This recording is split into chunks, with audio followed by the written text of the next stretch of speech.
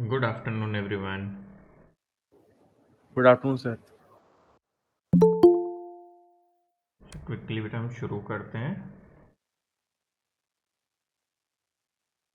पहले बेटा थोड़ा सा बस चैप्टर का पोर्शन बचा है, let us finish that up. Then फिर कुछ क्वेश्चंस क्वेरीज है, एक बार फटाफट से उनको देख लेंगे और फिर उसके बाद में हम आगे के चैप्टर की तरफ बढ़ेंगे। Yes sir.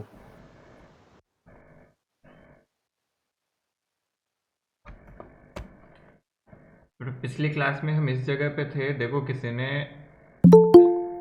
मुझे बताया नहीं, बाद में देयर इज सम मिस्टेक यहाँ पे हो गई थी। तो एक बच्चे का मैसेज आया, अ वेरी लिटिल मिस्टेक, कोई देख सकता है स्लाइड में मिस्टेक? एक छोटी सी मिस्टेक है, साफ साफ विजिबल हो रही है, वैसे फर्क नहीं पड़ेगा उतना, बट फिर भी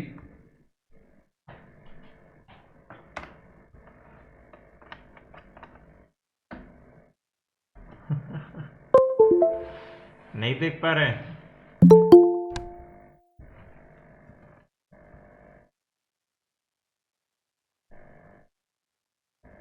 चलो हम देखते हैं बेटा कि कैसे, क्या मिस्टेक है। यहाँ पे देखो बेटा, कैपिटल ई नहीं आएगा, ये स्मॉल ई आएगा, समझ गए क्या? एक्सपोनेंशियल वाला ई आएगा यहाँ पे, this is not capital E, ये ऐसा ई ठीक है सर। आएगा। अंडरस्टूड? तो यदि जल्दबाजी में हमने भी नोट्स में कैपिटल ई लिख लिया था तो उसे करेक्ट करना, ये एक्सपोनेंशियल वाला ई है, आगे करेक्ट था, यहाँ पे वो मिस्टेक हो गया था ना, बट जल्दबाजी में किसी ने बताया भी नहीं। तो बेटा क्विकली रिपीट कर लेते हैं। हमने क्या सीखा कि कैटलिस्ट जो होगा वो देखो एक्टिवेशन एनर्जी को कम कर देता है। सो ई एक्टिवेशन एनर्जी आपकी किसके केस की है? नॉर्मल और ई एसी कैटलिस्ट के प्रेजेंस में। तो हम टेम्परेचर टी पे देखें तो कैटलिस्ट के केस में आर्हेनियस इक्वेशन को ऐसे लिख सकते हैं और नॉर्मल केस में ऐसे। तो जब भी हम इनको डिवाइड करेंगे आप देख सकते हो डिवीजन करने पे ऐसा आएगा, मतलब यदि हमें नॉर्मल केस का के दिया हुआ है और कैटलिस्ट के केस पूछे तो we can find with the help of this equation. हमें और कोई डिटेल की नीड नहीं होगी, ये डिटेल्स हमें दी हुई है, then we can find out the equation. Correct? क्या ये बात समझ गए हम? Yes sir. तो आगे बढ़ाते हैं बेटा, चलिए देखो। तो छोटी सी चीज है बेटा, आगे एक नोट हम लिखेंगे।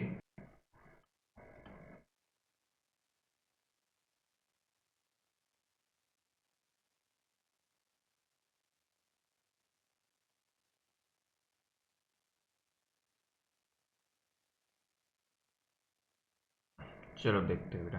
तो कई बार हमसे क्वेश्चन में ऐसा क्वेश्चन आ जाता है बेटा, ऐसा दिया होता है हमें, if rate of reaction in absence of catalyst, in absence of catalyst, ध्यान से देखना मैं क्या लिख रहा हूं, एट टेम्परेचर T1। मान लो किसी रेट है रिएक्शन की कैटलिस्ट के एब्सेंस में टेम्परेचर T1 पे, जो इक्वल है rate of reaction in presence of catalyst. बेटा सेम टेम्परेचर पे तो इक्वल हो नहीं सकती, हो सकती है क्या दोनों रेट सेम टेम्परेचर पे इक्वल? No sir. कभी नहीं हो सकती। क्यों? क्योंकि काम ही अलग अलग है। यहाँ पे देखोगे बेटा तो कैटलिस्ट तो रेट को डाउन करता है, तो सेम टेम्परेचर पे कैटलिस्ट की रेट ज्यादा होती है, तो ये टेम्परेचर जरूर कुछ ना कुछ एक्स्ट्रा होगा। सो यदि ऐसा हो कभी भी, तो इसका मतलब क्या हुआ, हम इक्वेशन से लिखना चाहे तो ध्यान से देखना, A E to the power minus A upon R T one is equal to A E to the power minus A C upon R T two. So यहां से देखोगे दोनों चीजें बराबर है, इसका मतलब हम ए वे को काट के एक्सपोनेंट्स को इक्वल कर दो। So what we are getting as result, हमें डायरेक्ट सवाल बेटा सोल्व होते हैं यहाँ से, E A upon T one equal to E A C upon T two. तो यदि दो टेम्परेचर पे आपको बोल दे कि किसी एक टेम्परेचर पे विदाउट कैटेलिस्ट और किसी एक टेम्परेचर पे विद कैटेलिस्ट रेट सेम है, तो हम डायरेक्ट ये फंडा यूज करके उन पे जो भी वेरिएबल पूछेंगे वो फाइंड कर सकते हैं। डन। बेसिक सी चीज है। क्या बोला जाएगा क्वेश्चन में कि रेट आपकी कैटलिस्ट के प्रेजेंस में इस टेम्परेचर पे टेम्परेचर निकलवा सकता है कि at what temperature the rate will become in presence of catalyst if the rate is this at this temperature. ऐसा करके बेटा किसी भी वे में पूछ के हमें एक सिंपल इस इक्वेशन से डायरेक्टली हम फाइंड आउट कर सकते हैं। गुड। Yes sir. तो बहुत बेसिक सी बात है बेटा, राइट डाउन करें इसे।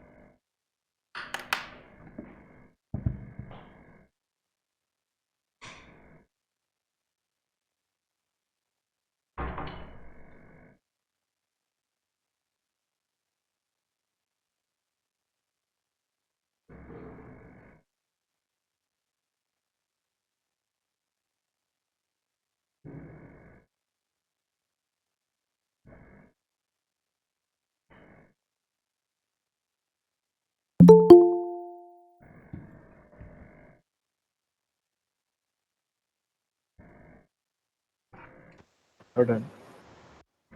लिख लिया बेटा, जल्दी से लिख लो।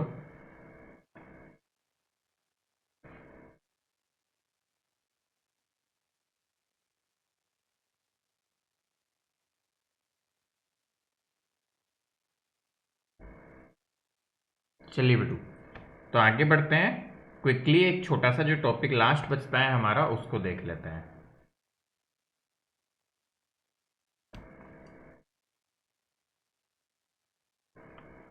मोलिकुलरिटी। तो बेटा बुक्स में पहले दिया रहता है थोड़ा सा टॉपिक, बट अपन थोड़ा लास्ट में पढ़ रहे हैं क्योंकि अब तक सब चीज पढ़ चुके, तो इनको समझने में काफी आसानी होगी बेटा। सो व्हाट इज मोलिकुलरिटी हम बोलते हैं, बहुत बेसिक सी चीजें बेटा डिफाइन कर देखो कैसे किया जाता है। Number of molecules collide simultaneously. Number of molecules collide simultaneously in a single step reaction. In a single step reaction to form product. To form product is called molecularity. तो बेटा देखो नाम से ही पता चल रहा है कि हम बात करेंगे, चिंता मत करो। क्या बोला गया कि कितने नंबर ऑफ मॉलिक्यूल्स एक साथ कोलाइड करते हैं किसी भी रिएक्शन में सिंगल स्टेप में प्रोडक्ट बनाने के लिए, तो उसी को उसकी मॉलिक्यूलरिटी बोला जाता है। वापस सुने, सिंगल स्टेप रिएक्शन में कितने मॉलिक्यूल्स एक साथ टकराते हैं प्रोडक्ट बनाने के लिए, that is called molecularity. For example बेटा ध्यान से देखो, मैं कुछ रिएक्शंस लिख रहा हूं, एक से मान लो 2B बन रहा है, तो इसकी मॉलिक्यूलरिटी हो जाएगी कितनी, इसकी मॉलिक्यूलरिटी हो जाएगी। और देखो क्योंकि एक ही मॉलिक्यूल है, एक ही एक से टकराएगा, A प्लस बी, तो इसमें प्रोडक्ट बनाने के लिए क्या दो मॉलिक्यूल का टकराना जरूरी है? Yes, sir. तो Yes, इसकी sir. मॉलिक्यूलरिटी 2। और देखो A प्लस 2B, यहां से प्रोडक्ट, तो यहाँ A और 2B मिलके कुछ बनाते हैं, तो इन तीनों का कोलिजन होना जरूरी है रिएक्शन होने के लिए, तो हमारे पास में प्रोडक्ट में मॉलिक्यूलरिटी आ जाती है 3। तो इस तरह से मॉलिक्यूलरिटी हम इजीली बता सकते हैं, कोई टेंशन नहीं होती कितने मॉलिक्यूल्स कोलाइड कर रहे हैं, और सिंगल स्टेप रिएक्शन है तो हमें पता है कि इन सबका कोलाइड करके ही प्रोडक्ट बनने वाला है। सो इस तरह से मॉलिक्यूलरिटी इजीली बताई जा सकती है। ध्यान से देखो कुछ कॉमन सेंस बातें। Molecularity can not be negative, can not be negative, zero और फ्रैक्शन एंड फ्रैक्शन। खुद से सोच देखो जरा, हो सकता है क्या? एकदम कॉमन सेंस। क्या नेगेटिव हो सकती है मॉलिक्यूलरिटी? सर रिएक्शन के लिए No, सर sir. हाँ, जीरो भी नहीं हो सर सकती जीरो तो हो ही नहीं सकती। और फ्रैक्शन भी नहीं हो सकती। इसका क्या मतलब, वो 1.5 मॉलिक्यूल टकरा रहे हैं, है ना? अरे यस सर 1.5 2.5 तो होगा नहीं, तो बेटा हमेशा इंटीजर होती है। और देखो ध्यान से बेटा, molecularity greater than 3 is practically not possible. ऐसा नहीं है, हो नहीं सकता, बट प्रैक्टिकली पॉसिबल नहीं होता बेटा। वही बात है, एक साथ 4 पार्टिकल्स का टकराना, ये जब वेरी वेरी रेयर इवेंट, जो कभी न के बराबर ही होता है। एक्सेप्शंस ऑलवेज अलाउड, एक आध जगह हो सकता है हो जाए, बट प्रैक्टिकली ऐसा नहीं पाया जाता है। तो इसका रीजन क्या हो जाएगा बेटा? कोई हमसे पूछे what is the reason for this, तो हम कहते हैं collision of more than 3 particle. चाहे तो यहाँ पे एक वर्ड ऐड कर लो बेटा, मैं भूल जाता हूँ, साइमल्टेनियस, है ना? Simultaneous collision of more than 3 particles is rare, rarest of rare even, I will say. तो साइमल्टेनियस 3 से ज्यादा पार्टिकल टकराए, ये बहुत रेयरेस्ट इवेंट है, ऐसा नहीं होता है। इसलिए हम डायरेक्टली कह सकते हैं कि प्रैक्टिकल वे में 3 से ज्यादा मोलिकुलरिटी नहीं मिलती और नेगेटिव जीरो फ्रैक्शन भी नहीं होती। तो मोलिकुलरिटी जनरली 1 to 3 होगी।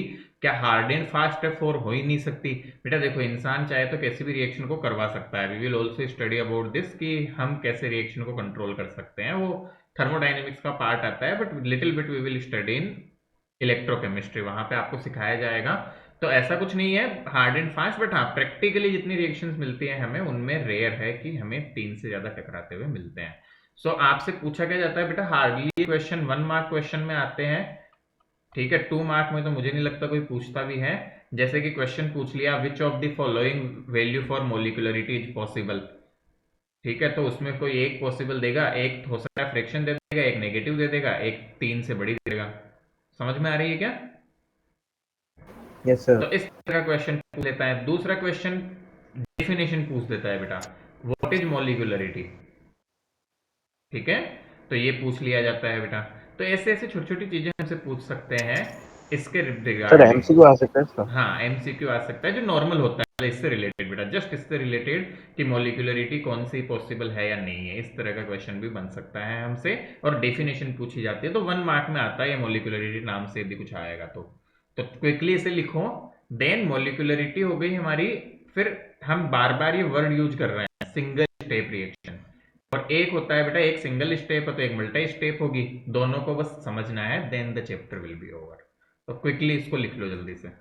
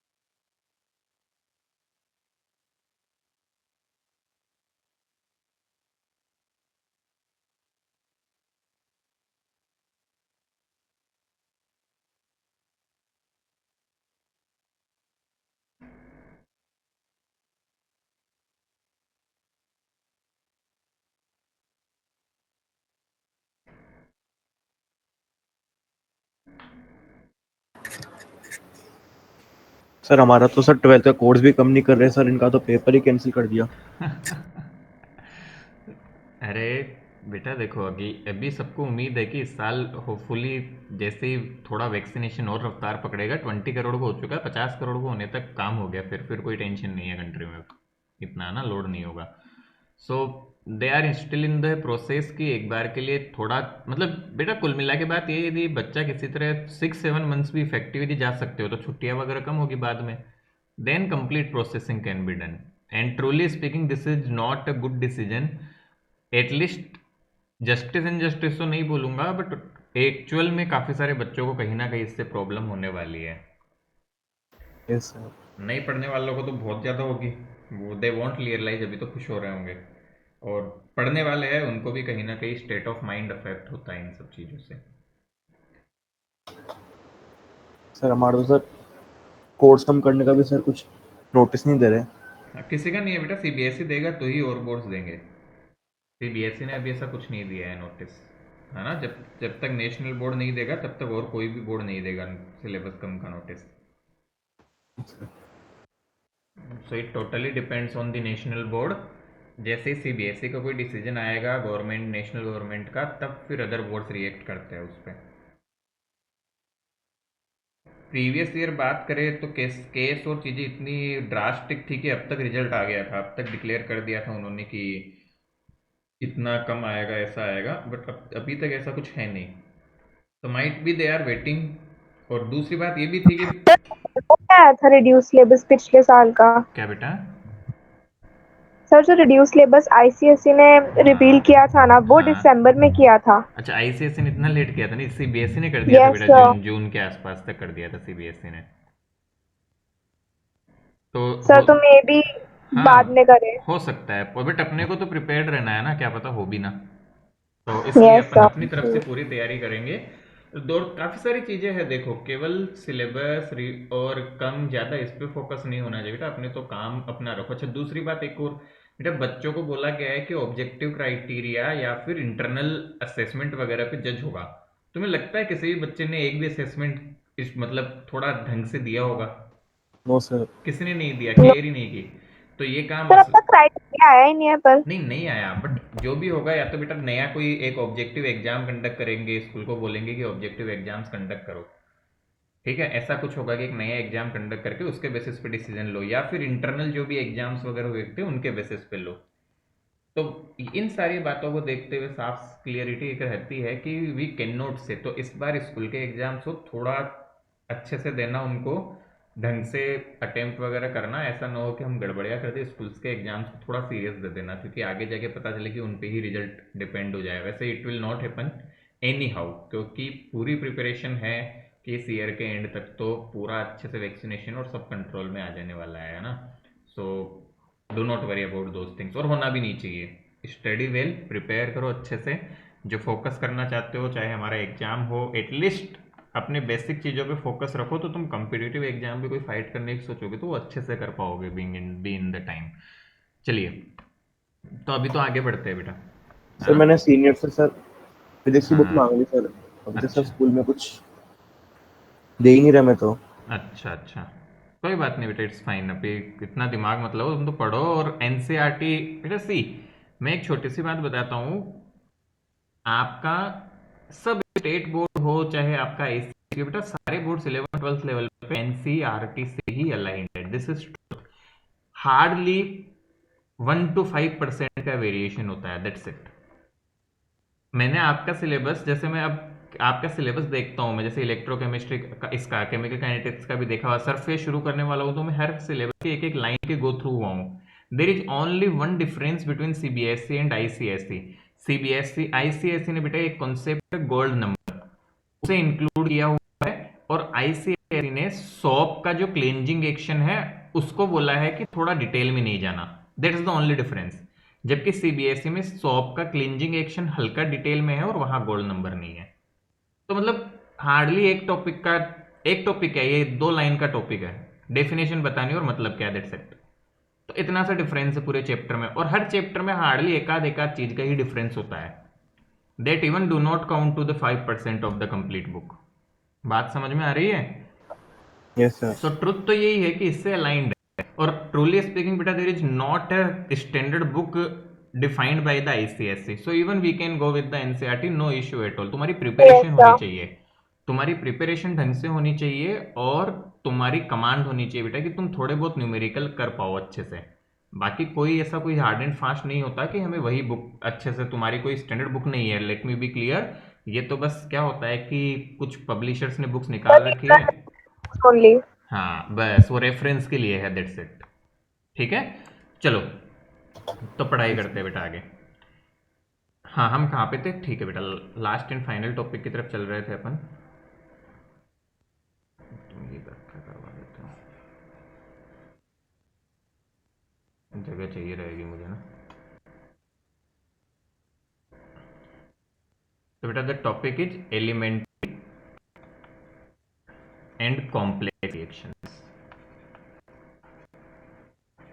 Elementary and complex reactions. अब देखो बेटा मैं कैसे करने वाला हूँ इसे, दो डिवीजन बनाना, जैसे अपनी कॉपी पे तुम बनाओ तो, और उसमें एक तरफ का थोड़ा छोटी लेंथ, मतलब चौड़ाई उसकी कम रखना है, दूसरी तरफ थोड़ा चौड़ाई ज्यादा रखनी है। So this side we will write elementary reactions के बारे में, और this side we will write about complex reactions. तो एक एक पॉइंट को बेटा समझते चलो फटाफट फटाफट, बस ये लास्ट टॉपिक है एक तरह से ऐसा समझ लो, और इसके बाद कॉम्प्लेक्स रिएक्शन के एक दो एग्जांपल्स करेंगे हम, that's it. So first topic obvious सी बात है, डेफिनेशन ही हो जाएगी इनकी, फर्स्ट डिफरेंस इनके बीच में। सो बेटो हम इनको क्या बोलते हैं, single step reaction, single step reaction. तो अब इसकी डेफिनेशन क्या हो जाएगी, जो एक स्टेप में बेटा पूरी हो जाती है। Single step reaction is also called elementary reaction, और कुछ नहीं एलिमेंट्री रिएक्शन का मतलब, जहां जहां एलिमेंट्री वर्ड दिखे, सिंगल स्टेप दिखे, सेम मतलब है। और इवन कई बार तो बेटा बुक्स में ऑथर ये भी यूज कर लेते हैं, सिंपल रिएक्शंस, सेम मतलब है, चाहे एलिमेंट्री बोलूं, चाहे सिंगल स्टेप बोलूं, चाहे सिंपल रिएक्शन बोलूं, all these words imply same thing. ठीक है, तो तीनों वर्ड्स में से कुछ भी बोला जाए, तीनों का मतलब सेम ही होता है कि ऐसी रिएक्शन जो एक स्टेप में पूरी हो जाए, उसमें मल्टीपल स्टेप्स इन्वॉल्व नहीं है। तो इधर देखो क्या आ जाएगा, सेम पॉइंट, पहला पॉइंट जो मैं लिखूंगा तो पहला पॉइंट यहां आ जाएगा बेटा मल्टी स्टेप रिएक्शन, जिसमें एक से ज्यादा स्टेप्स होती है, उसे कॉम्प्लेक्स रिएक्शन कहा जाता है बेटा। तो डेफिनेशन क्या दे सकते हैं हम इसकी, डिटेल्ड रिएक्शन, बेटा कॉम्प्लेक्स रिएक्शंस मेनली ऑर्गेनिक में सबसे ज्यादा आती है, और कुछ इंडस्ट्रियल प्रोसेसेस में। हमने छोटी क्लासेज में यदि किसी की प्रोसेस जैसे पढ़ी है फॉर्मेशन की, तो वहां पे जैसे खूब सारी स्टेप्स होते Sulfuric हैं, हाँ acid. तो वहां रेबर पे प्रोसेस। बिल्कुल बेटा, तो वहां पे मतलब आती है। और अपनी ऑर्गेनिक में तो होती ही मैक्सिमम मल्टी स्टेप ही, ऑर्गेनिक की सारी रिएक्शन ही कॉम्प्लेक्स होती है, हार्डली 1 और 2 रिएक्शन छोड़ दी जाए तो वहां तो कॉम्प्लेक्स ही होती है। और अपने नॉर्मल केमिस्ट्री इनऑर्गेनिक है उसकी बात करूँ तो कुछ कुछ ही होती है, बाकी काफी सारी सिंगल स्टेप भी मिलती है हमें, और ऑर्गेनिक में मैक्सिमम मल्टी स्टेप रिएक्शंस मिलती हैं। So when a reaction is carried out through various sequential steps, तो ऐसी रिएक्शन जिसमें बहुत सारी सिक्वेंशियल स्टेप्स को किया जाता है करवाने के लिए, प्रोडक्ट फॉर्मेशन के लिए, then we call it complex reaction बेटा। ठीक है, आगे देखो एक और पॉइंट इसके बारे में कंटिन्यूएशन में लिखेंगे, sequential steps of a complex reaction, sequential steps of a complex reaction known as mechanism of reaction।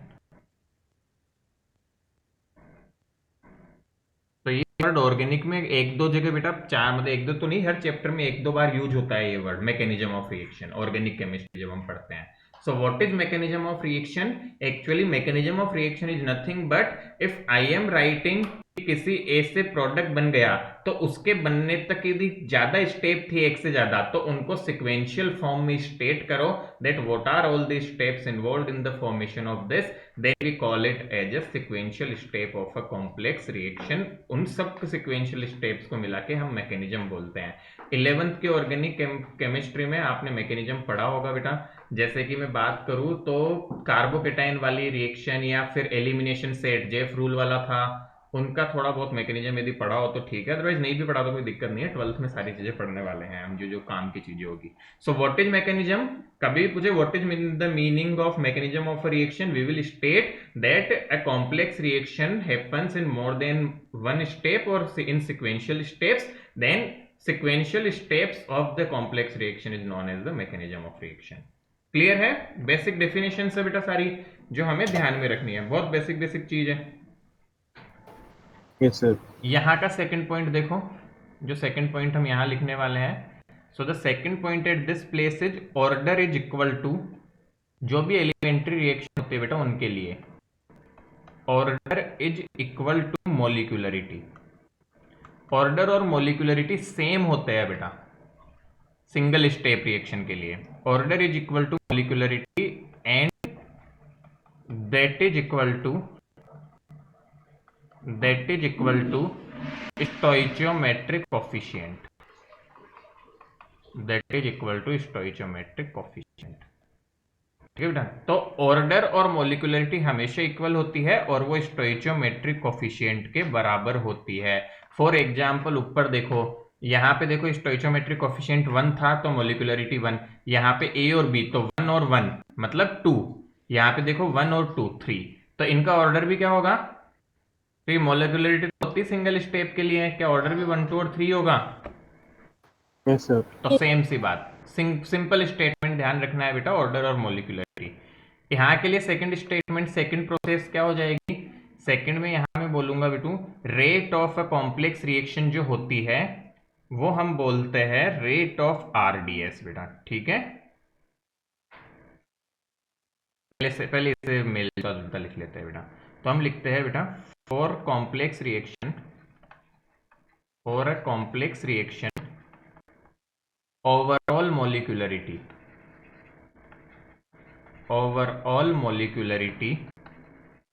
is not defined,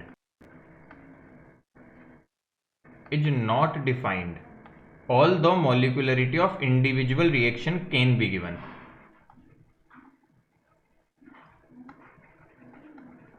मतलब क्या है, अभी थोड़ी देर में समझेंगे बेटा इस स्टेटमेंट का।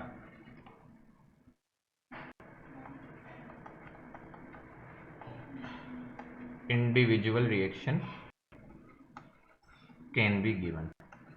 बेटा ध्यान से देखो, पहली बात तो वो एक से ज्यादा स्टेप होगी तो बेटा पूरी रिएक्शन के लिए मोलिकुलरिटी डिफाइन ही नहीं कर सकते, क्योंकि एक साथ तो पार्टिकल टकराएंगे ही नहीं सारे। समझ में आ रही है बात? तो हम बोलते हैं कि मोलिकुलरिटी किसी इंडिविजुअल रिएक्शन की बता सकते हैं, पूरी रिएक्शन की मोलिकुलरिटी कभी भी हम बता नहीं सकते हैं। आ रही है बात समझ में? क्लियर है?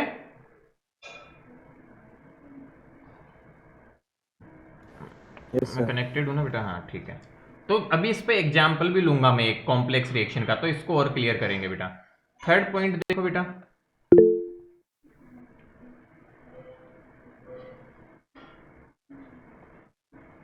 रेट इज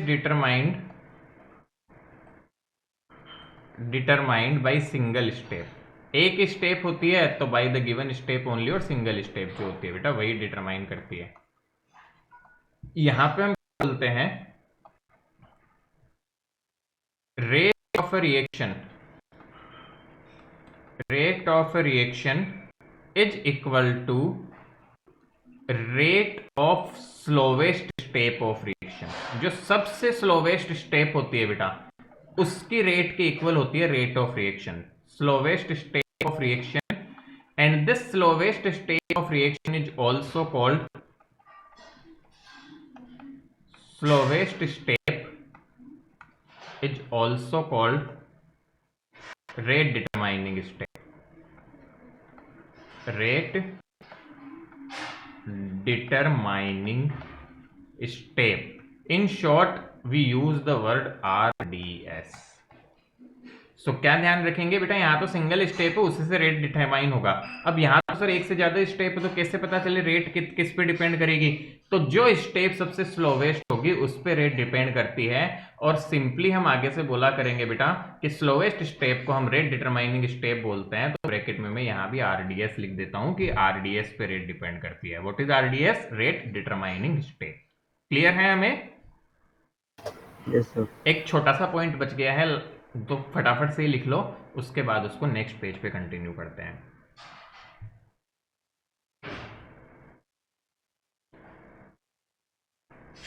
वो मैं ऑलरेडी वैसे बता चुका हूँ, और वो मतलब एक तरह का कुछ अलग से पॉइंट नहीं है, वो कॉमन सा ही पॉइंट है।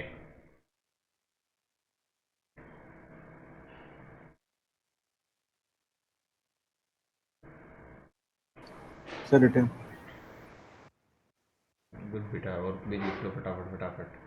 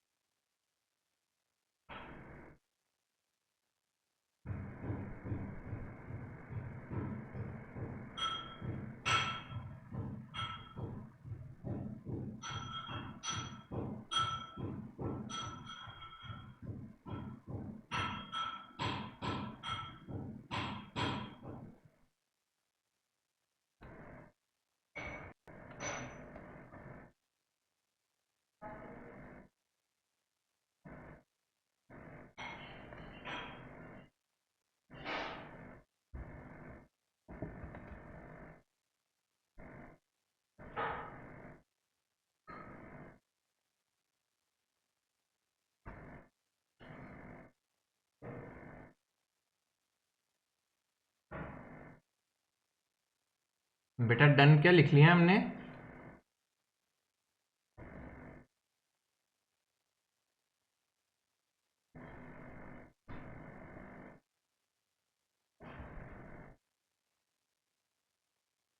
आगे बढ़ू बेटू मैं, बताओ जरा जल्दी।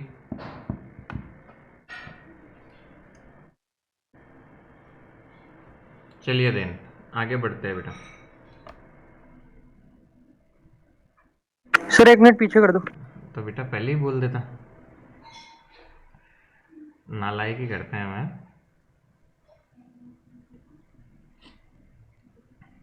अच्छा एक बात बताओ, मैंने कुछ तुम्हें बताया था कि एनर्जी डायग्राम में पीक से हम कुछ बता सकते हैं। किसी को याद है क्या बता सकते हैं पीक यदि देखे तो हम एनर्जी डायग्राम में? नंबर ऑफ, नहीं ट्रांजिशन स्टेट तो ये बेटा, जो लास्ट पॉइंट है वो यही है कि एनर्जी डायग्राम, हाँ नंबर ऑफ स्टेप्स के बारे में बात की थी बेटा। तो लास्ट पॉइंट यही लिखना है कि जो नंबर ऑफ पीक होती है वो बेटा नंबर ऑफ स्टेप्स के बारे में बताती है रिएक्शन की। That's it.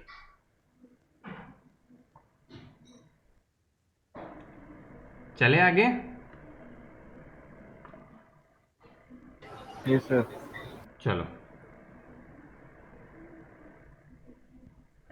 तो बेटा एक लास्ट एंड फाइनल आप लिखेंगे, इसका यदि एनर्जी डायग्राम बनाता हूं मैं तो स्ट्रेट फॉरवर्ड एनर्जी डायग्राम बनते हैं, बस वो एक्जोथर्मिक एंडोथर्मिक के हिसाब से तो चेंज होंगे ही बेटा, बाकी हमेशा सिंगल पीक आती है इनमें, सिंगल स्टेप रिएक्शन है, वैसे ऐसे एनर्जी डायग्राम्स बनेंगे हमारे पास। तो हमेशा ध्यान रखेंगे number of peaks equal to number of steps. यहां कैसे डायग्राम मिल सकते हैं हमें कॉम्प्लेक्स में? जस्ट एक एग्जांपल के लिए बना रहा हूं मैं, ऐसे डायग्राम्स मिल सकते हैं। तो कितनी स्टेप रिएक्शन हो गई? More than 1। नहीं कितनी दिख रहा है, देखना भी चाहिए। 2 स्टेप है ना, 2 स्टेप। इसी तरह मान लो ऐसा कुछ डायग्राम बना हुआ दिख जाए तुम्हें, तो कितनी स्टेप रिएक्शन हो जाएगी? 3 स्टेप। क्योंकि देखो बेटा होता क्या है, जितनी स्टेप होगी ना उनके सब स्टेप को कंप्लीट करने के लिए आपकी ट्रांजिशन स्टेट बनेगी ही बनेगी, क्योंकि प्रोडक्ट को वहां की रिएक्शन कंप्लीट होने के लिए वहां तक जाना पड़ेगा ताकि वो उस रिएक्शन के प्रोडक्ट तक जा पाए। So this will always happen यहाँ पे। अच्छा, इस इन ग्राफ को देख के तुम रेट डिटरमाइनिंग स्टेप भी बता सकते हो। बताओ इसमें कौन सी रेट डिटरमाइनिंग स्टेप है?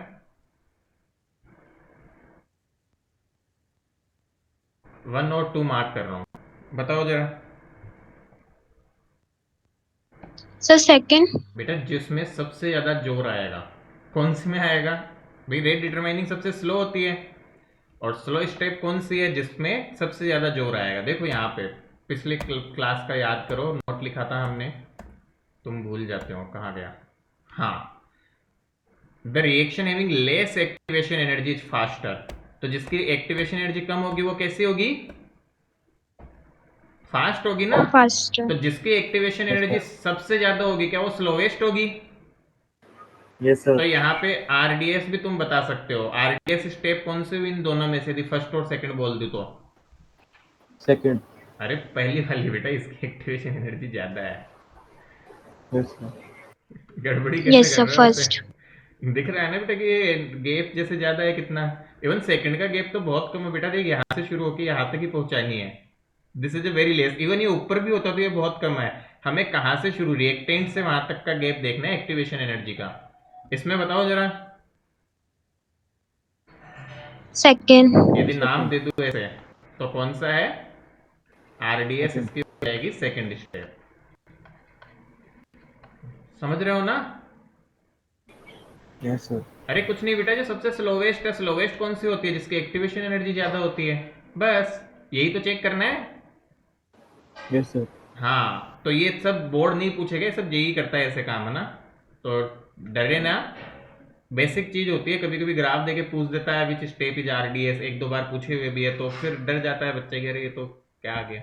कुछ नहीं, वही जो पुराना सीखा कि एक्टिवेशन एनर्जी जो ज्यादा होती है तो स्टेप स्लो होती है, और अभी थोड़ी देर पहले बताया स्लोवेस्ट स्टेप आरडीएस होती है। ठीक है ना? Yes sir. चलो लिखो इसे जल्दी से, और फटाफट से एक एग्जाम्पल देख के इसका खात्मा करते हैं फिर।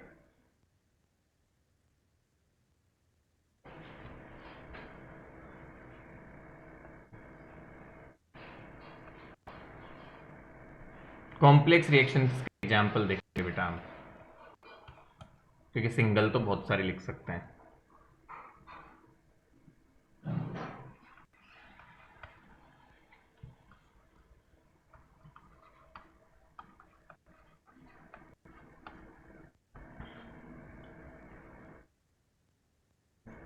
तो मान लो बेटा ये रिएक्शन है आपको दी हुई, पहले जल्दी से लिख लो।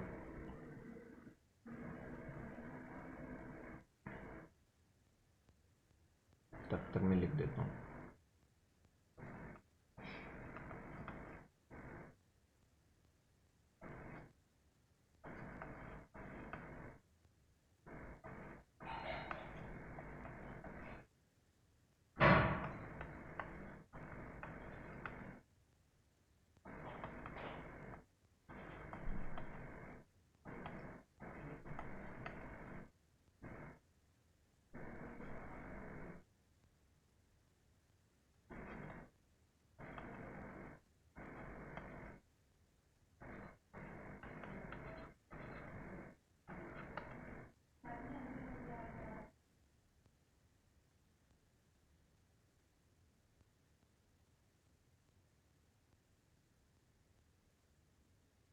कर लिया हमने?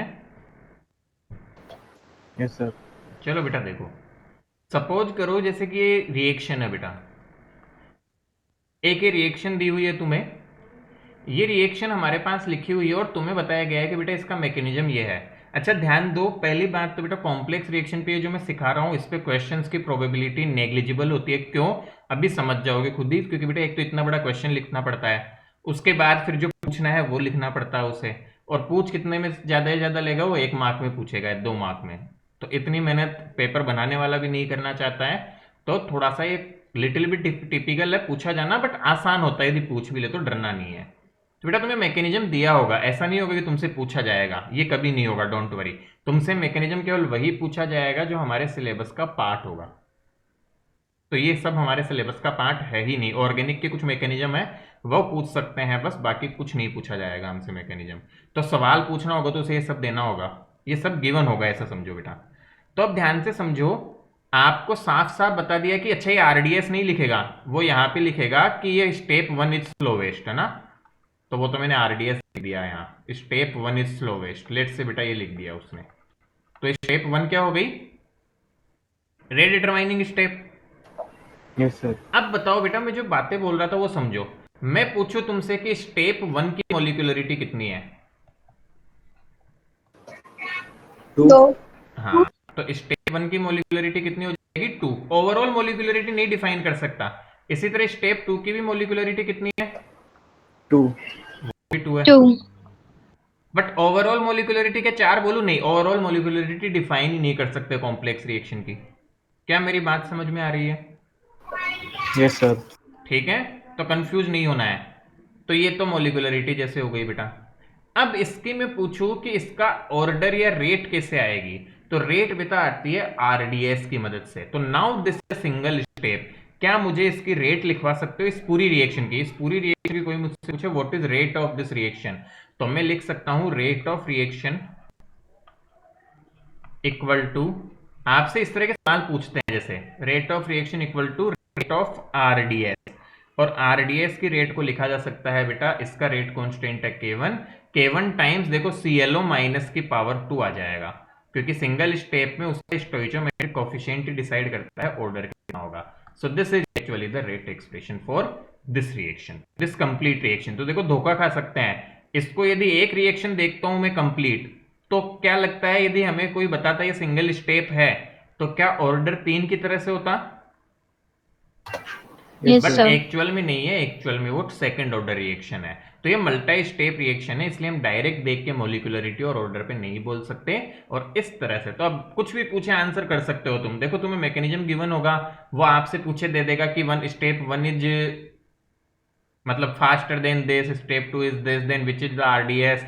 तो तुम बता सकते हो जो सबसे स्लो होगी वो आरडीएस है। और फिर उसके बाद में पूछे रेट ऑफ रिएक्शन कैसे लिखोगे, तो रेट ऑफ रिएक्शन लिख दो। पूछ दे what is molecularity of second step, बता दो कितनी होगी। क्लियर? सर मैकेनिज्म नहीं दिया तो सर सॉल्व करना पड़ेगा। नहीं, मैकेनिज्म तुम कर ही नहीं सकते बेटा दुनिया की हर रिएक्शन का अलग मैकेनिज्म है। Okay sir. हाँ, मैं क्या बोल रहा हूँ, मैकेनिज्म केवल उस रिएक्शन का हो सकता है ना दिया गया हो जिनकी हमारे सिलेबस में है।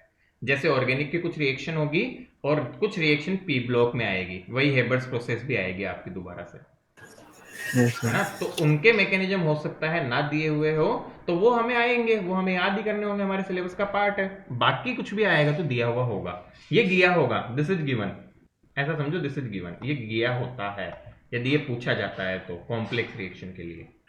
समझ गए? Yes sir. लिख लो जल्दी से बेटा, ये एग्जाम्पल्स लिखो फटाफट से। एक एग्जाम्पल और बता देता हूं, देन फिर एंड करेंगे इसको।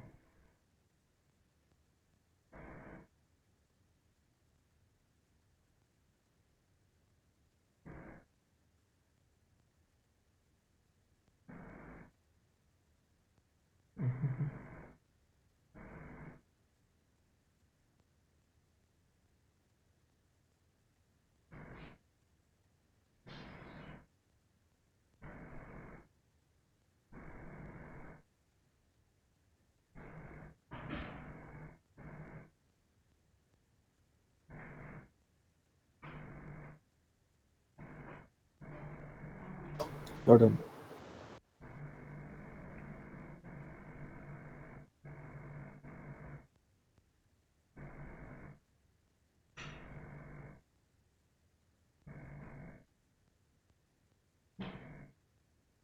डन कर लिया? Yes sir. तो बेटा एक Yes, sir. क्वेश्चन आपसे पूछता हूं मैं, देखिए आप करो अब।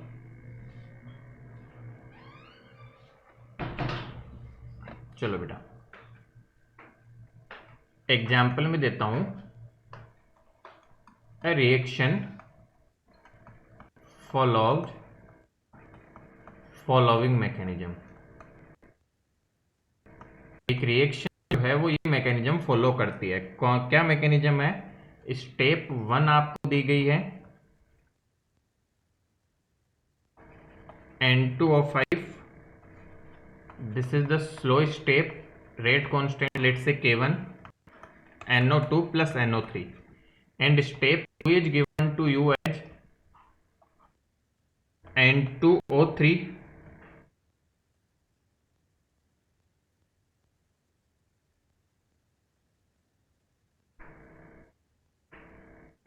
सॉरी N2O5 ही लेंगे बेटा, एक सेकंड रुक जाओ।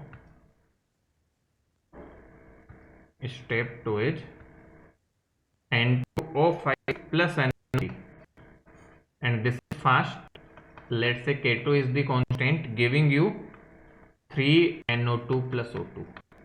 so this is the reaction for you. Question क्या है? राइट ओवरऑल रिएक्शन और कंप्लीट रिएक्शन समझ लो बेटा एक लाइन में। Overall reaction first part, second part right rate of reaction. बस जल्दी से करके बता दो जरा।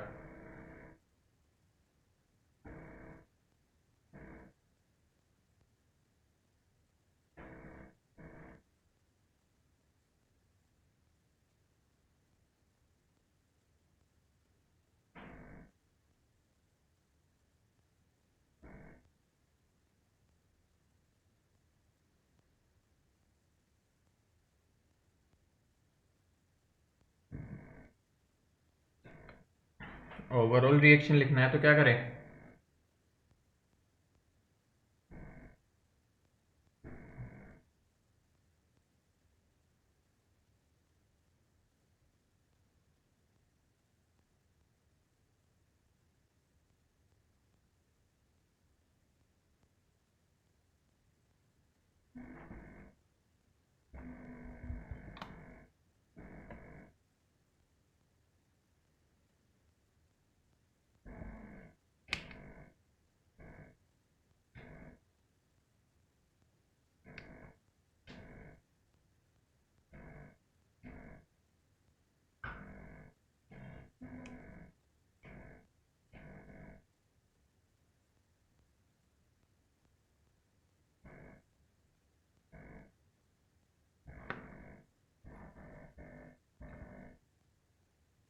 हो गया क्या डन?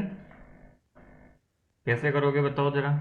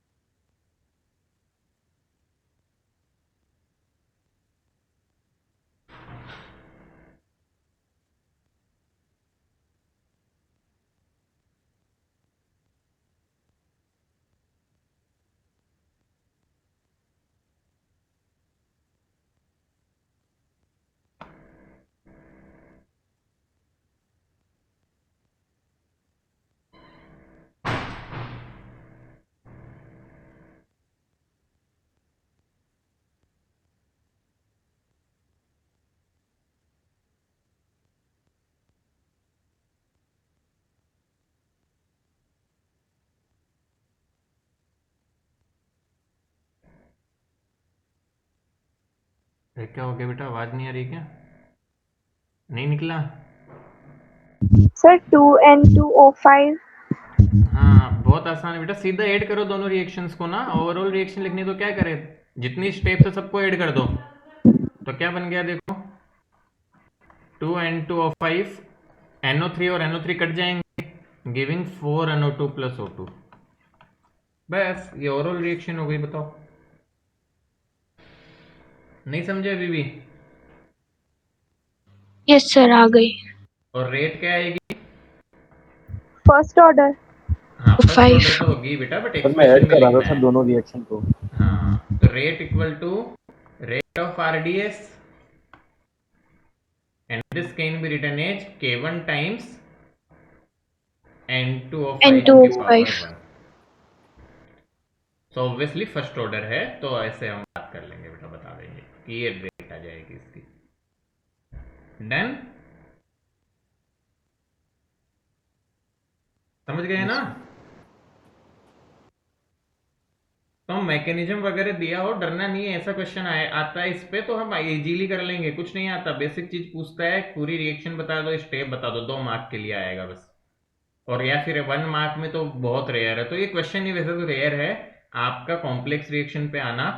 थ्योरेटिकल क्वेश्चन फिर भी पूछ सकते हैं, what do you mean by complex reaction, what do you mean by mechanism of a reaction, या फिर थ्योरेटिकल और इसको कंबाइन करके पूछ लिया 2 मार्क का क्वेश्चन। तो बट चांसेस बहुत कम होते हैं। तो आई होप ये पॉइंट क्लियर हो गया हमें। Yes sir. चलिए बहुत बढ़िया बेटा। बेटा क्विकली हम एनसीईआरटी के कुछ बच्चों ने मुझे डाउट्स भेजे थे, तो हम उनको देखते हैं। तो जिन्होंने किए हैं बेटा उनके लिए भी फायदा है, और जिन्होंने नहीं किया वो भी एक बार जरूर देखें, क्योंकि सिमिलर क्वेश्चंस में आप भी फंस सकते हैं। तो स्क्रीन सबने लिख ली, मैं अनशेयर करूंगा और दूसरी स्क्रीन शेयर करूंगा बेटा।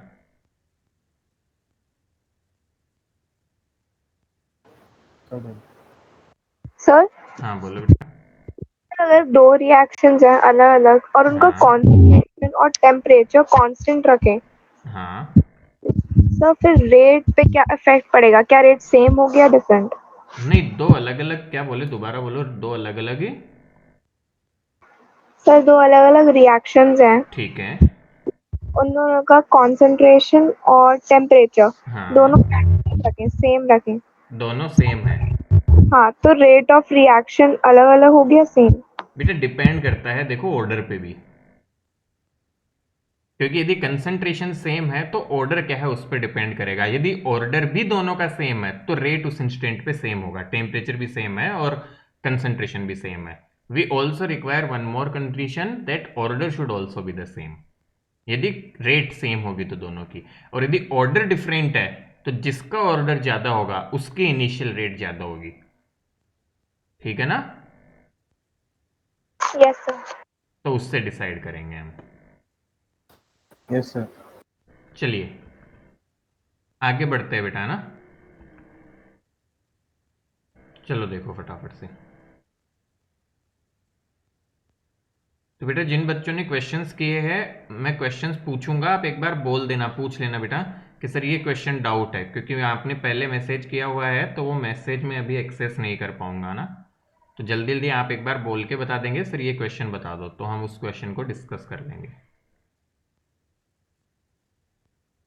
तो मैंने एनसीईआरटी ओपन की हुई है बेटा, देखो यहाँ पे, आई होप सबको विजिबल है ये।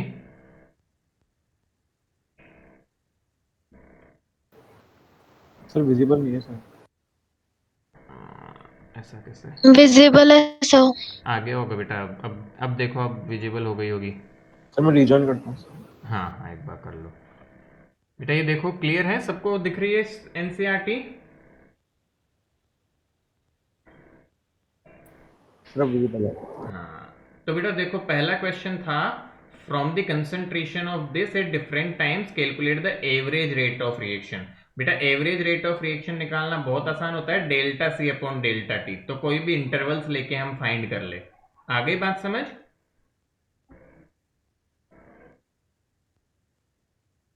ठीक है ना? Yes sir.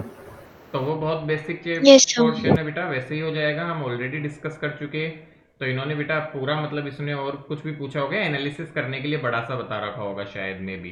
We can determine the difference in, अच्छा उन्होंने ग्राफ व्राफ सब कुछ बना दिया, वो सिखाने के लिए बना रखा है, इतना कुछ करने की जरूरत नहीं थी। यदि नॉर्मल पूछते तो वी कैन डायरेक्टली कैलकुलेट बेटा। दूसरा देखो, आगे बढ़ते हैं। क्वेश्चन नंबर 4.2, ये भी बेटा आसान सा क्वेश्चन है, जिसमें आपको किसी एक की रेट दी हुई है और दूसरे की और दो की, दोनों की रेट पूछी जा रही है। तो हमने क्या रिलेशन सीखा हुआ है? रेट ऑफ इंडिविजुअल की रेट और रेट ऑफ रिएक्शन में, तो वहां से तुरंत हो जाएगा ये भी। तो किसी को पूछना है तो मैं सॉल्व करके बताऊं? चलिए नो सर। 4.1 या 4.2 Yes, sir. Examples in text questions में से। No sir. Good. I hope solve किया है जिन बच्चों ने, उनके डाउट्स बेटा देख लेंगे तो आई होप की हेल्प मिल जाएगी हमें। जिन्होंने नहीं किया वो भी हेल्प, उनको भी हेल्प मिलेगी। बेटा कर लो। सी चैप्टर्स बहुत अच्छे चैप्टर्स है, ये पूरे मार्क्स के चैप्टर होते हैं, इनमें कहीं नंबर कटने का नहीं होता है, बेसिक चीज आनी चाहिए बस बेटा हमें। क्वेश्चन ये ऑर्डर निकालना है रेट कांस्टेंट से, रेट के एक्सप्रेशन से। क्या बहुत इजीली हो जाएगा? सीख चुके ना बेटा डायरेक्ट करना? We have done the question in class also. बताना है क्या ये? No sir. क्वेश्चन नंबर 4.4 या 4.3 भी छूट गया क्या पीछे? अरे ये तो बहुत ही आसान है, बताओ ऑर्डर पूछ रहा है, क्या ओरल कर सकते हो 1 सेकंड में? Yes, sir. हाँ बिल्कुल, 3/2 + 1/2 2, 3/2 - 1 हाफ x + y। तो इस तरह से बेटा है ना। चलो बहुत बढ़िया। आधी एनसीईआरटी हो गई। एग्जाम्पल्स कोई भी इन टेक्स्ट क्वेश्चन जिनके सॉल्यूशन नहीं है? चलिए Sir, 4.4. 4.4 ये इन टेक्स्ट क्वेश्चन देखना है। Yes, sir. चलो बेटा देखो, बेसिक सही है। The conversion of molecule x to y follow second order kinetics. तो बेटा x से y आपका सेकंड ऑर्डर काइनेटिक्स को फॉलो करता है। तो मतलब रेट को क्या मैं लिख सकता हूं, kx⁻²। If concentration of x is increased to 3 times, how will affect the rate of formation of y? तो बेटा सिंपल सी बात देखो, x की कंसेंट्रेशन को 3 गुना कर दिया, तो इनिशियली मान लो x की कंसेंट्रेशन थी, कुछ भी वैल्यू ले लो, लेट्स से कि x की कंसेंट्रेशन इनिशियली थी हमारे पास में, x इनिशियल मान लो कुछ वैल्यू थी। अब x खुद यहाँ पे दिया है तो मैं कुछ अदर वेरिएबल मान लेता हूं a। तो r इनिशियल को लिख सकता हूं बेटा k a। इसी तरह 3 गुना कर दिया तो x की फाइनल कंसेंट्रेशन क्या हो गई, क्या 3a हो गई? मतलब 3A. जब 3 गुना कर दिया तो तब रेट को क्या लिख सकता हूं, अच्छा इसका स्क्वायर, तो r 3a का स्क्वायर। तो देखो बेटा कितना आ गया, ये 9ka² आ 9. जाएगा। तो रेट जो है वो 9 टाइम्स चेंज हो जाएगी। तो ध्यान दो तो बेटा केवल x और y का कांस्टेंट है, तो जितनी रेट होगी वही इसके जाने की रेट होगी, वही इसके बनने की रेट होगी, क्योंकि आपका रेशियो भी 1:1 Okay, है। sir. तो कितने गुना हो जाएगी उसकी रेट फॉर्मेशन, 9 गुना बढ़ जाएगी। 9. तो वो आंसर हो जाएगा। ठीक है चलिए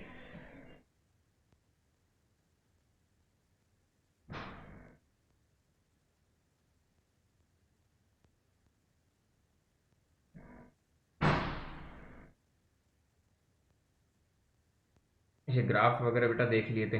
क्वेश्चन 4.5 बेटा सी, No, sir. लॉग्स में दिक्कत आएगी if log table is not provided in the examination. अब जैसे आईसीएसई के बच्चों को तो कैलकुलेटर अलाउड है, वो सम हाउ सॉल्व कर लेंगे इसे, बट हमें यदि लॉग टेबल प्रोवाइड नहीं की जाती है देन वी विल है, और इधर उसकी इंफॉर्मेशन वैल्यू नहीं दी जाती है, तो बेटा हमें कहीं ना कहीं आंसर को उसके आसपास लीव करना पड़ेगा, उसके आसपास छोड़ना पड़ेगा। क्या मेरी बात को समझ रहे हो क्या? आ गया बेटा समझ में? तो टेंशन नहीं। वैसे तो यस डेटा सर। एग्जाम में ऐसा डेटा आता है जैसे मैंने तुम्हें क्लासरूम में करवाए थे, मैक्सिमम टाइम डेटा ऐसा होता है जो इजीली मतलब डुएबल होता है। ठीक है तो वो हो जाता है, मतलब कोई दिक्कत नहीं आती। क्वेश्चन नंबर ये कौन सा था बेटा, ये प्रेशर वाला। हाँ ये दिया हुआ है बेटा, देखो प्रेशर वाला तुम्हें याद हो तो ऐसा एक क्वेश्चन मैंने करवाया था और तुम्हें बोला था बेटा this is the tough one, Yes, sir. ऐसा समझ सकते हो। तो ये काफी अच्छे क्वेश्चन होते हैं प्रेशर टाइप वाला, उस पे एक क्वेश्चन शायद इन्होंने करवाया भी है, ये रहा। तो मैंने शायद दूसरा क्वेश्चन करवाया था, इन्होंने दूसरा दिया है। तो प्लीज सॉल्व बेटा, जो नॉन एनसीईआरटी बच्चे हैं वो भी इस क्वेश्चन को जरूर सॉल्व कर ले। इस पैटर्न पे I have taken 1 question in the class itself, but you also solve this question. तो जब आप खुद से एक बार सॉल्व करोगे तो पक्की प्रिपरेशन होगी।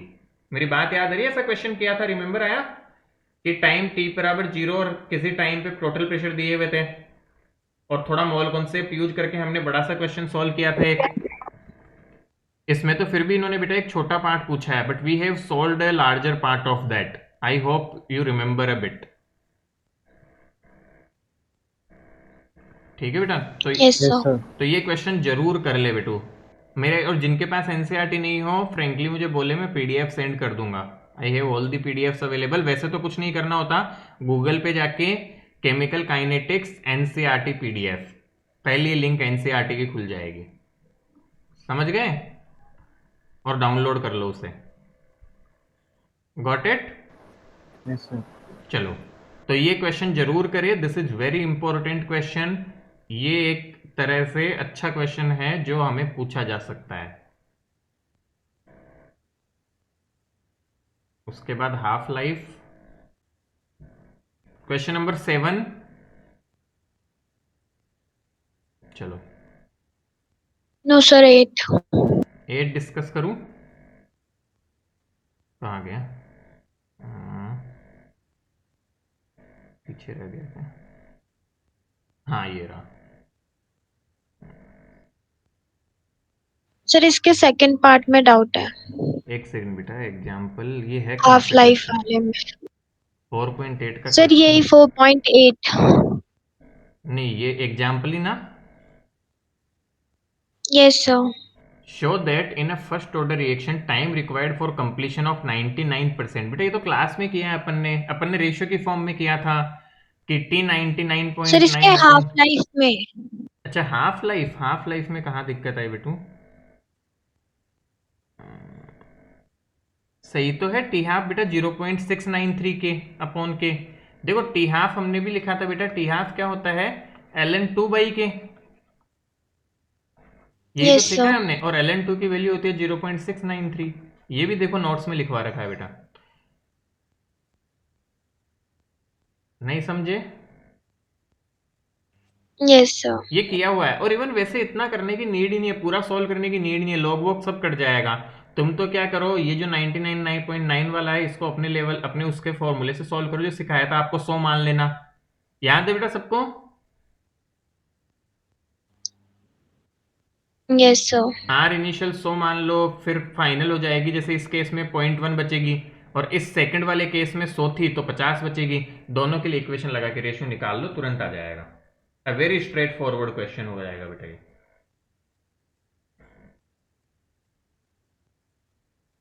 4.9 हमें पूछना है।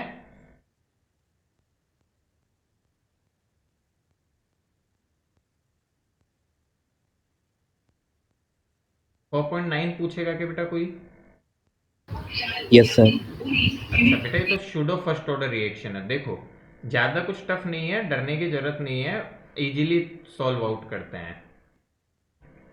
The hydrolysis of methyl acetate in aqueous solution has been studied by titrating the liberated acetic acid against sodium hydroxide. The concentration of the ester at different times is given below. ठीक है बेटा, तो ester क्या होता है पहले तो ये समझो। एस्टर आपका और कुछ नहीं है, ये वाला कंपाउंड है जो यहाँ लिखा हुआ है बेटा, दिस इज एस्टर। हो सकता है हम एक तो इस नाम से ही घबरा रहे हो। shows that it follows a pseudo first order reaction as the concentration of water remains nearly constant। तो बेटा वाटर की कंसेंट्रेशन लगभग कांस्टेंट रहती है, तो इसका pseudo first order का ऑर्डर है। during the course of reaction what is the value of k dash in this question and rate equal to k dash times CS3COOH times H2O। तो बेटा इसने बोला है कि रेट को हम ये लिख सकते हैं, और what is the value of के डैश इन दिस इक्वेशन। तो के डैश की वैल्यू हमें निकालनी है। तो बेटा पहले तो ऐसे समझो इस रिएक्शन को हम हैंडल कैसे करें। तो मैंने आपको सिखाया था बेटा, जो भी रेट कांस्टेंट दिया जाए और जो कांस्टेंट है उन दोनों को मिला देते हैं, वो एक्सिस में होता है। याद करो, यही सिखाया था सूडो फर्स्ट ऑर्डर में।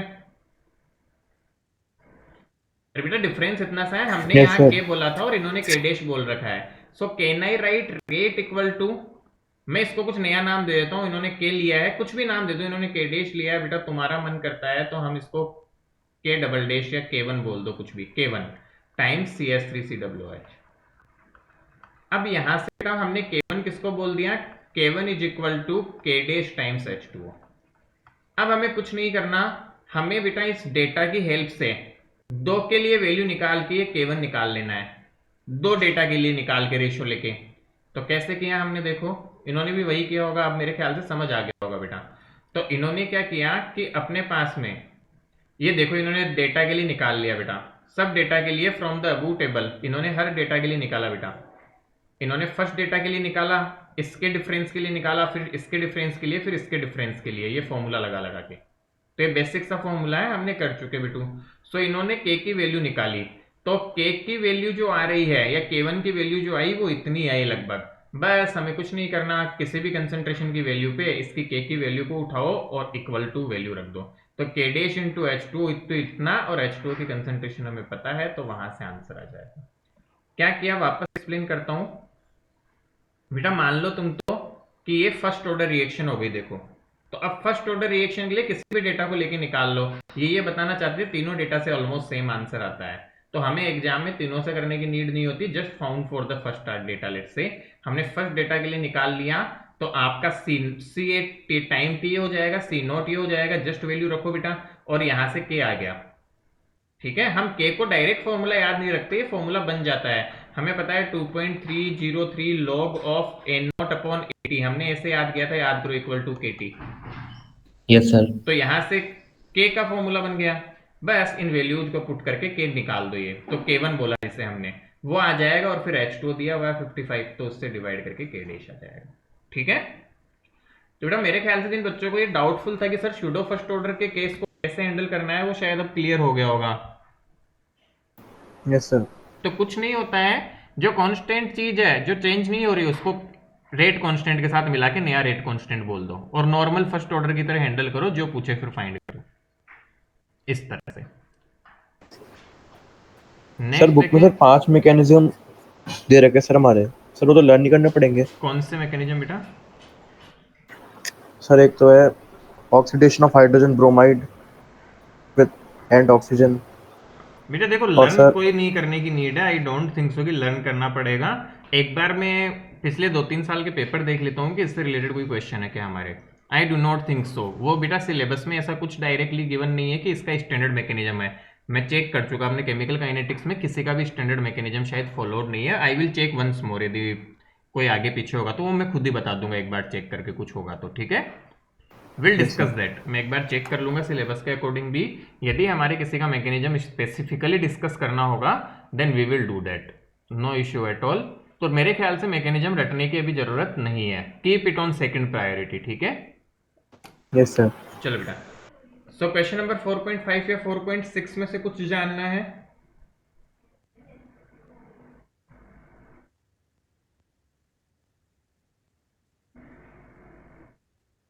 चलो No, sir.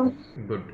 अच्छा बेटा देखो, आईसीएससी का सिलेबस मैंने ओपन किया तो उसमें साफ लिखा हुआ है mechanism of the reaction, meaning of elementary reaction, meaning of complex and overall reaction, explanation of mechanism of the reaction, slowest step of the reaction, relationship between rate and slowest step, order of reaction, ठीक है बेटा, and rate determining step, unit of rate constant etcetera, explanation with suitable examples. That's it, ये लिखा हुआ है explanation with suitable example, तो वो हम कर चुके हैं सारी चीजें। क्लियर? Yes sir. तो सिलेबस में यही सब लिखा हुआ है, वी हैव डन। बाकी कुछ स्पेसिफिक है तो बेटा एक बार उसको गो थ्रू पढ़ लो बस, बाकी रटने की जरूरत नहीं है कोई भी, है ना। लाइक आई एम सेइंग, ये तो इन्होंने तो बुक ने तो बेटा 4 दिया है, यदि उनको पूछने होगा तो वो 4 क्यों, कोई भी और पूछ देंगे। तो we can not write the mechanism. Clear? Yes तो सर। रटना नहीं है मैकेनिज्म को किसी को भी, जो स्टैंडर्ड सिलेबस के बाहर हो उनको। आरएनएस इक्वेशंस पे किया है क्या काम हमने? Yes, sir. क्वेश्चन टफ होते हैं थोड़े से कैलकुलेशन वाइज, बाकी होने लायक होते हैं बेटा। तो बताओ कोई सा पूछना है हमें? सर आंसर नहीं आया इसका। बेटा इसको इसको सॉल्व कैसे करोगे बताओ? सर पूरा कर दिया, लास्ट में answer sir 0.21 equals to log A आ रहा है आंसर। अच्छा अच्छा, यस सर। लॉग को इन्होंने सॉल्व कर दिया होगा यहाँ पे, तो लॉग सॉल्व करके वैल्यू ये आ रही है, ये इन्होंने फाइंड कर लिया।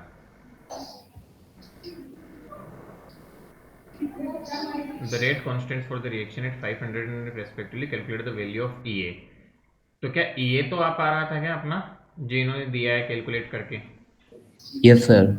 तो ये आ रहा था बेटा, इन्होंने ये 0.02 वाली इक्वेशन से निकालने की कोशिश की है एक की वैल्यू को। So 0.02 equal to A to the power इतना। अब इसको सॉल्व करके जो वैल्यू आएगी ना उस पर डिपेंड करेगा ये तो। Very bad, calculations are tough, है ना बेटा? मैं कैलकुलेट कर लूंगा, बाकी कॉन्सेप्ट यदि लगा पा रहे हैं तो ठीक है, बात चलेगी, है ना? कैलकुलेशन बहुत बेकार है तो उसका कुछ नहीं कर सकते, बाकी यदि हम कॉन्सेप्ट लगा पा रहे फॉर्मूला या कॉन्सेप्ट तो इट्स फाइन, टोटली फाइन, उससे टेंशन नहीं लेनी। और I will check, cross check, मैं क्रॉस चेक कैलकुलेशन करके कर लूंगा कि क्या ये सही आ रहा है क्या, ठीक है? Okay sir. बाकी कुछ नहीं है, कॉन्सेप्चुअल कुछ दिक्कत आ रही है तो मैं एक्सप्लेन कर सकता हूँ कैसे किया, बाकी तो आसान है, कर पा रहे हैं? Yes yes sir. सर। चलिए बेटा, क्वेश्चन 4.11 एग्जाम्पल। चलो अच्छा बेटा ध्यान दो, यहाँ क्वेश्चंस में तुम्हें activation energy generally kilo joule में दी होगी, तो इसको जूल में कन्वर्ट करना मत भूलना। तो जूल में कन्वर्ट करने के लिए किससे मल्टीप्लाई करना है? 1000 से। तो जब भी आपका ऐसा कुछ आएगा उसमें आपको जूल में मल्टीप्लाई करना है एक्टिवेशन एनर्जी को, नहीं तो क्वेश्चंस में क्या होता है, समहाउ या जल्दबाजी में हम उसको जूल से मल्टीप्लाई नहीं करते तो भी क्वेश्चंस गलत हो जाते हैं हमारे, जल्दबाजी में उसको किलो जूल में ही रख दिया, तो ऐसा नहीं करना है, उसको जूल में कन्वर्ट करके रखना है हमें।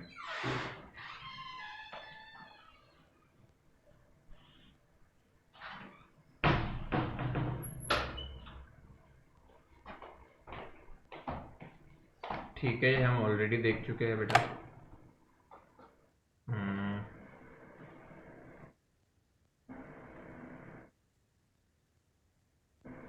और कोई क्वेश्चन जो पूछना है हमें?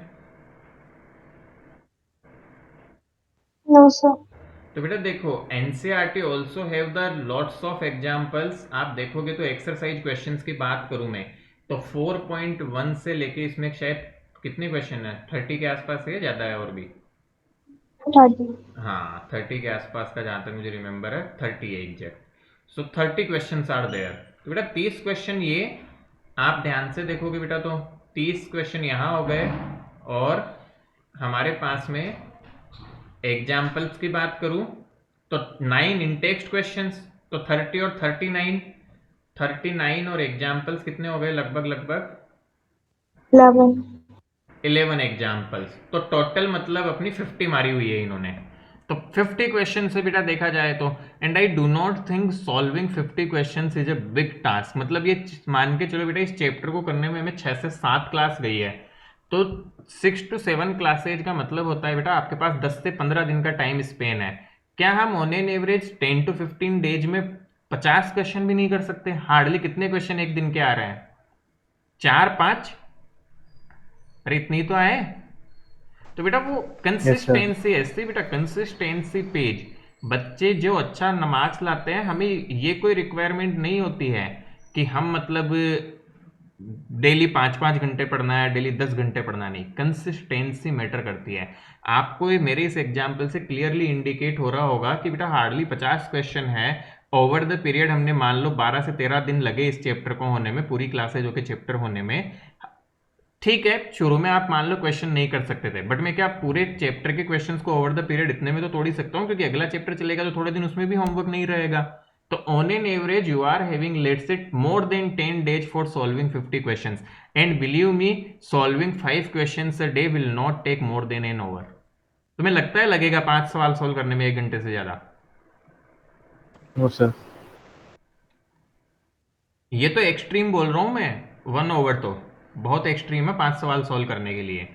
तो कंसिस्टेंसी रखोगे ना बेटा, ऑटोमेटिक 100% रिजल्ट आता है। No one can stop, believe me, in chemistry you can easily go beyond 90-95। Chemistry में इतना डिफिकल्ट नहीं होता है, बी इट आपका अपनी एनसीईआरटी जैसे हो गई बेटा, या आपका रेफरेंस बुक आप ज़्यादा फॉलो करते हैं आईसीएसई में तो उस पर जा सकते हो, बुक पे थोड़ी कमांड और थोड़ी न्यूमेरिकल प्रैक्टिस हो, क्योंकि नंबर खोने का चांस न्यूमेरिकल में ही होता है केमिस्ट्री में ज़्यादा चांस, और या फिर कोई एक आध चीज़ ऊटपटांग पूछ दी गई तो, बट वो ऊटपटांग भी बुक से ही बिलोंग करती है। 1-2 नंबर का आता है तो वो तो देखो फिर लक भी होता है, बाकी it is very easy to crack. इतना आसान फिजिक्स और मैथ्स में नहीं होता है। आई एम अगेन रिपीटिंग, और 50 क्वेश्चन है, मुझे नहीं लगता कोई बड़ी बात होगी। हमें 10 से 15 दिन हो चुके, चैप्टर शायद 6था लेक्चर चल रहा है बेटा। एक क्लास हमारी हालांकि उसमें चली गई थी, बेकार हो गई थी, तो उतने टाइम में आई एक्सपेक्ट कि हम 50 क्वेश्चन तो कर ले। पता नहीं फिर दिन भर क्या करते हो तुम, यदि हम इतना सा काम नहीं कर पा रहे तो। और solving these 50 questions guarantee you 5 marks from the chapter, believe me. 50 question, class notes, और एक बार बुक की रीडिंग, कुछ एक्स्ट्रा कुछ मिल जाए तो वो एक बार देख लो, कोई याद करने की चीज है मान लो, इट गारंटीज यू 50 मार्क्स।